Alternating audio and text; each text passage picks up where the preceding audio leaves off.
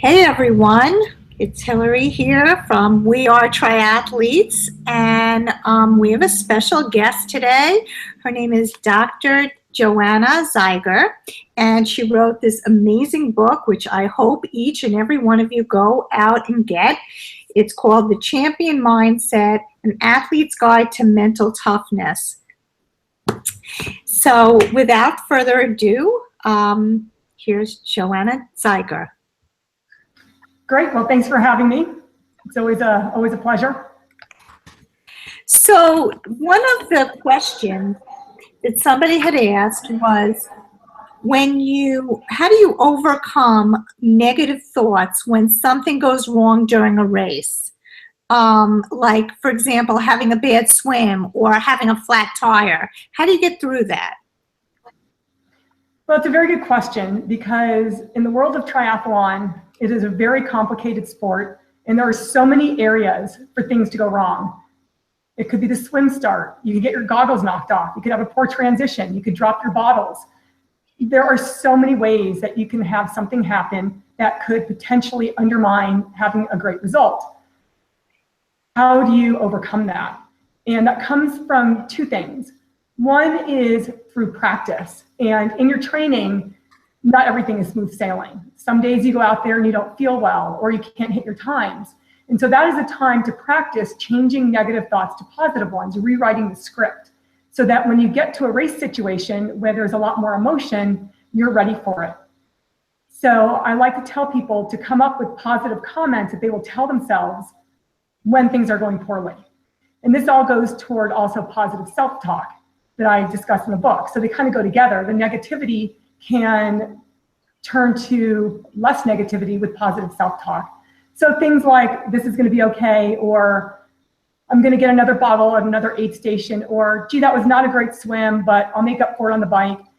And just putting those bad things behind you and not letting them affect your race moving forward. You know, particularly if you're doing an Ironman and you have a bad swim, you have such a long day in front of you to make things right. And so you're talking about approximately an hour over a very long day. And do you want that 1 hour to dictate how that whole day is going to look? And so it's a choice that you have to make of being very upset or just letting it go. And that really comes with practice. Yeah, it's really hard, because I think what happens is that you start focusing on that one area, and you just, it's just hard to get past that. But as you're saying, you just have to try to let it go. Why don't you talk a little bit, before I get into some more questions, and I should have done this before, can you give us a little bit background on you and, your experiences as a pro and as a coach? Yep. So my athletic career started with swimming. I started swimming competitively at the age of 7. Although I say competitively, I use that term very loosely, because when I was 7, I was a terrible swimmer and I was not competitive at all. But that is the age in which I joined a swim team and my athletic career really began. I was not a good swimmer to begin with.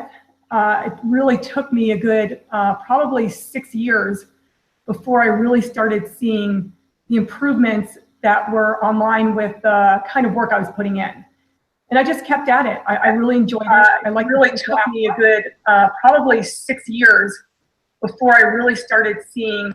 Oh, we're getting reverb over here. Sorry about that. Go ahead. Okay, so I swam all through high school and qualified for the Olympic trials after I graduated high school. So in between my senior year of high school and freshman year of college, I went to the Olympic trials for swimming. I swam the 400 IM and the 200 breaststroke. And I swam in college at Brown University and had a very good swim career there, setting some school records in the distance freestyles. And once I was done swimming in college, I was really looking for a new challenge, and that's what brought me to triathlon. And I had some good success early on. Being a good swimmer was definitely a good thing, because it got me out of the water early, but it was also a bad thing because I was terrible on the bike and I kept getting passed and passed and passed. And it was pretty frustrating hearing "on your left" that often. But eventually my cycling and my running kind of caught up to my swimming prowess. And in '97, my last year as an amateur, I actually won my age group at age group nationals. And then I also won my age group and placed top 10 overall at the Hawaii Ironman. So I decided to turn pro. And so my pro career started in 1998. I went to the Olympics in 2000 and placed fourth. A few weeks after that, I went to the Hawaii Ironman and placed fifth. 2008, I won the Ironman 70.3 World Championships. And then in 2009, I had a career-ending bike accident.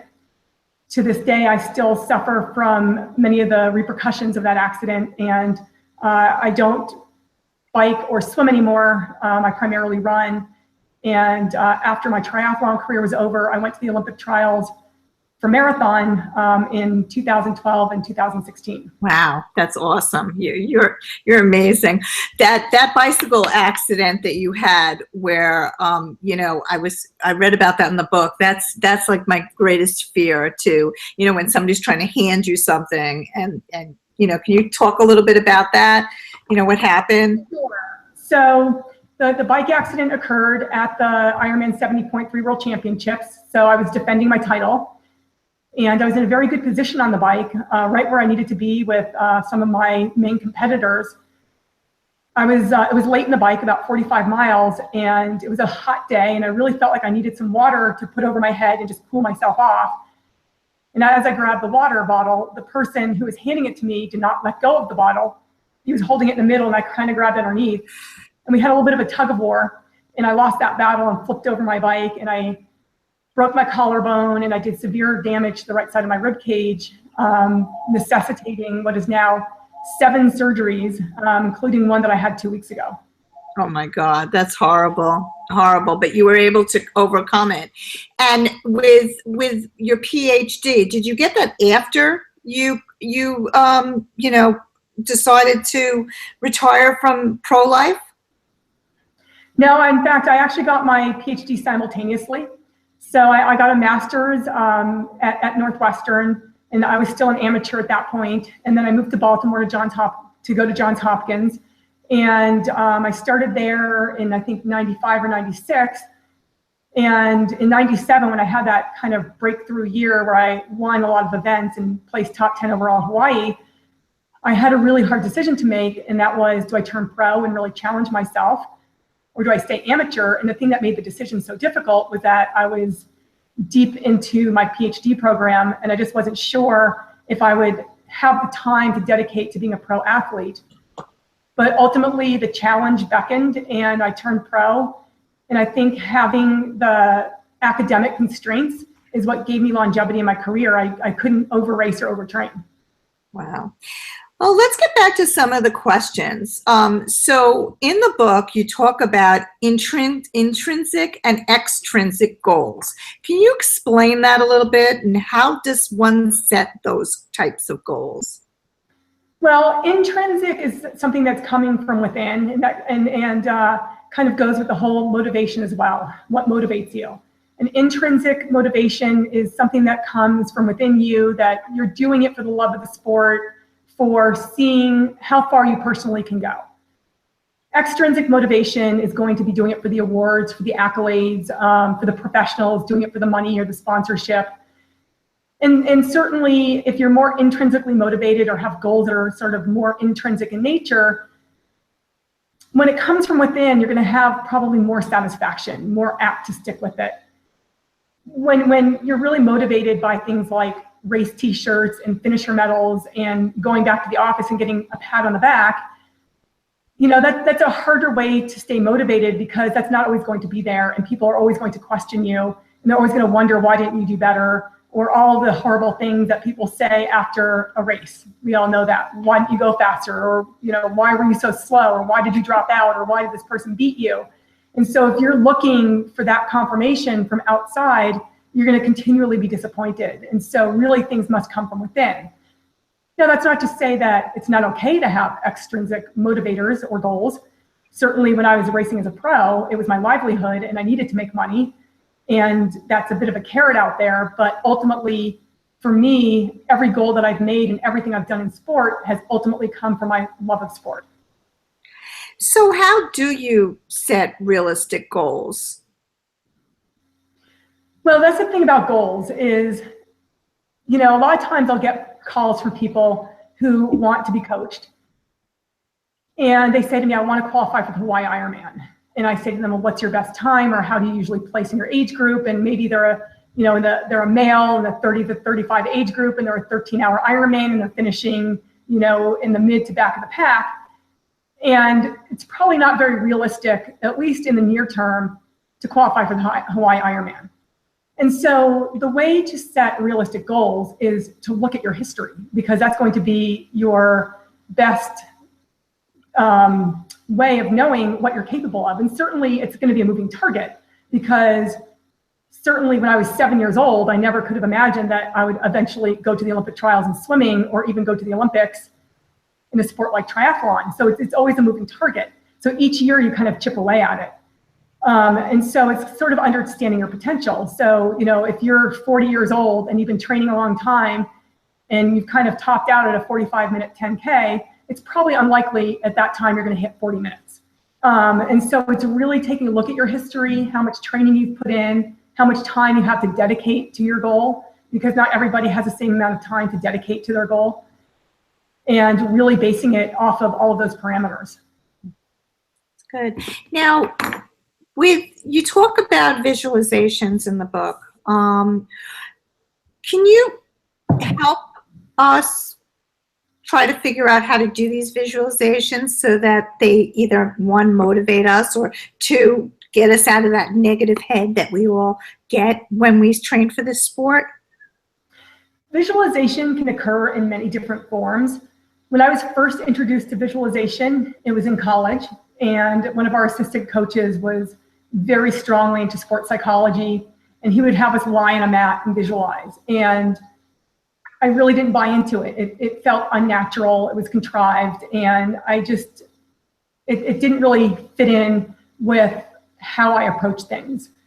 But now I find visualization to be imperative. It's extremely important, but it has to be in an environment and situation that is comfortable for the person who's doing the visualization.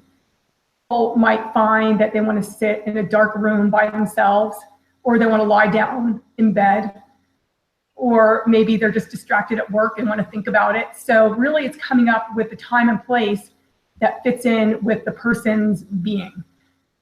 And so that's the first thing, is to determine, you know, what situation you want to visualize in.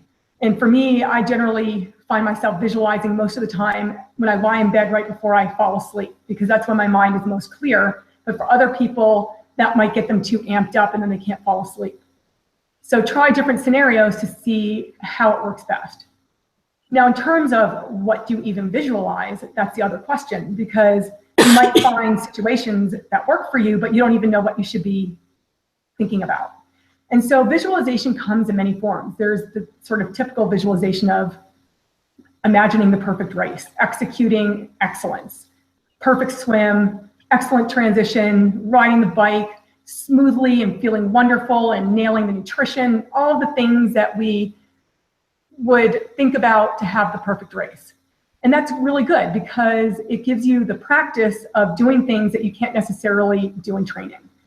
You know, you're not going to put together an entire triathlon in training. That's not the point of training. That's the point of the race. And so having this picture in your mind of going through each thing is a kind of practice that you can't necessarily do. But I also like to have people imagine what I call disaster scenarios. And this goes back to what we were talking about in the very beginning about how do you overcome a difficulty during the race. And part of it, aside from changing your negative thoughts to positive ones, is through visualization and visualizing a disaster and how you're going to manage it. So thinking about a flat tire and how you're not going to panic and how you're going to make that change happen and get back on the road and not being upset. And so coming up with any number of disaster scenarios that can happen on the race course, and then picturing yourself in a very calm and smooth manner getting through it. And again, this is another way to practice things that you might not encounter in your training. That's great. That's a great tip. I wonder, when you were talking about visualizing the perfect race, I've heard, people have said to me that there's never a perfect race. Is there never a perfect race? Well, in my book, I talk about mind-body cohesion, and that's where the mind and body all work together to have a perfect race. And the perfect race, I think I said I can't remember how many I said I had in the book, but the perfect race, maybe I've had a small handful. The year I won the World Championships, that was a perfect race. When I won the Chicago Triathlon in 1998, my first pro victory, that was a perfect race. I won numerous other races. Most of them were not perfect. Something happened. I remember one race where I dropped my salt tablets on the ground during the bike portion, going up a hill. So they rolled down the hill. And it was early in the bike, and I had to make a decision. Well, this is a perfect example. Do you freak out and panic? Mm-hmm. And I did not. I got off my bike, and I picked the salt tablets up off the ground, and I kept going. So even though I won that race, there was an imperfection that occurred. I dropped my salt tablets. And so I think that people need to understand that you can have a great race, but it doesn't necessarily have to be perfect. Mm-hmm. Now, let's talk about failing. You said it's okay to fail. So you come in last in a race. How do you overcome that? You know, you come home and everybody says, how did you do? And, you know, I came in last. I mean, how do you handle that? Well, one thing is, since I have put the book out, I have come up with a better terminology for failure. I've always been uncomfortable with the word failure, because if you've tried, it's not really a failure. Failure is, I was too scared to even try, or I quit. You know, if somebody just plain old quits because they're having a bad day, that's a failure. But if you've actually gone out there and executed to the best of your ability, and you bonked, or you were throwing up, or you just weren't on target, I just don't really consider that a failure. I mean, sure, you didn't meet your goal, it wasn't success. So I've come up with a new word, or new term, and I now call it unfinished business, because that to me is a lot more positive, that I'm gonna come back and do it again and try and do it better. But in terms of how do you handle unfinished business, and for a lot of people, the disappointment comes from just what you said. What do you say to other people? And so one of the things that makes people so upset about a lack of success or this unfinished business is this worry about other people. And so I talk a lot about in the book about putting your ego aside and not worrying so much about what other people think. And it's not an easy thing to do. It took me a lot of years to be able to really tune out the thoughts of other people and their comments on my performance, and asking, you know, why did you underperform, or why did you have a terrible race? And the truth of the matter is, we're human beings. We're not robots, and we cannot possibly excel every single time we go out there. And we don't excel at every workout. Why would we possibly excel at every race? But because it's on a more public stage and your results are out there on the internet, and you've tapered and you've spent money, there's this expectation that everything's going to come together and it's going to be this just wonderful day. But the reality is that doesn't always happen. And so if you go in knowing, and this is not pessimism, this is realism, the realistic thing is that you might not have a great day, and being okay with it. And anybody that says to you, wow, you sucked, well, that's not really somebody that you should have in your corner. Mm-hmm. And you've got to let those people go and let those comments go. Yeah, no, that's totally great advice. Talk to me a little bit about, you know, Ironman. So there's a lot of people who start triathlons, they do a sprint, and then they say, okay, I'm ready for Ironman now. What do you say to them? I think a lot depends on a person's background and how long they've been training. I know plenty of instances where people do an Ironman as their first triathlon, and I don't think that should be allowed. I think that WTC should require that somebody does at least a half Ironman before they can do an Ironman to show proficiency. You know, how much time does somebody have? So maybe you've done a sprint, but you want to do an Ironman in a year from now. Well, that's going to be plenty of time-wise, to put in the training. But the question is, do your life circumstances allow for the amount of training that you need to do an Ironman? And I feel that Ironman has really become this bucket list item for people who don't really have the space in their life to train for it. And then it becomes a frustrating endeavor. And so if somebody's going to sign up for an Ironman, I really think that they have to take a look at how much time do you have per week to train. And if you only have 8 or 9 hours, especially if this is going to be your first Ironman, I personally don't think that's enough time. Now, some people will tell you, oh, that's plenty of time to train for an Ironman. I just don't think that is. I think that you need to dedicate more time to that. And so I think people have to realistically look at their life and what it is they're trying to achieve before they sign up for an Ironman. Great. Now, in terms, I'm going to go back to the negative stuff, because I think that's that just happens to all of us. No matter if you're racing, no matter if you're, just jumping in the pool. I know for me, I sit there and I wait, and I don't know what I'm waiting for. I just, I wait before I jump in, or, I wait while I'm on the bike to take off. It's always that. And I wonder, do you have any tips and strategies that you can offer? We are triathletes to, kind of overcome some of these negative thoughts that we may have, either training and or racing. Well, I think a lot of and I think maybe what you're talking about also is fear. Just fear of the workout, fear of not being able to accomplish what you've set out to do. So that if you have a certain session that you were going to do on the bike, 6 by 5 minutes at whatever watts you're supposed to hold or whatever heart rate, and it looks intimidating. And so the negativity is probably coming from fear that you won't be able to accomplish it. And then if you don't accomplish the workout, what does that mean about your fitness? And then if your fitness isn't where you thought it was, what does that mean about achieving your race goal? Mm-hmm. And so everything is tied up into this one workout, which is untrue, because I like to say that one workout doesn't make you, but one workout can break you. And by that, I mean that one workout not being able to hit your target does not mean that you're not going to reach your goal. But if you're feeling fantastic and you overreach, that's when you can really get yourself in trouble. And people do that on the other end of the spectrum. They go out and they're like, I'm going to hammer this workout. And, I'm supposed to hold 200 watts, but I feel amazing. And I'm going to hold 230 watts. And people do that for the same reason, for insecurity, and because they want to prove to themselves that they're fitter than they thought they were, and now they're going to reach the race target. And so they're just taking that in the other direction. And really what it comes down to is understanding that each and every workout individually does not mean anything. I always hear about these key sessions. Oh, I did this session, I knew I was ready. But did every other session suck, but you did really well in this one because you're all, hyped up for it? Well, if you did one great session and 30 bad sessions, you're not ready.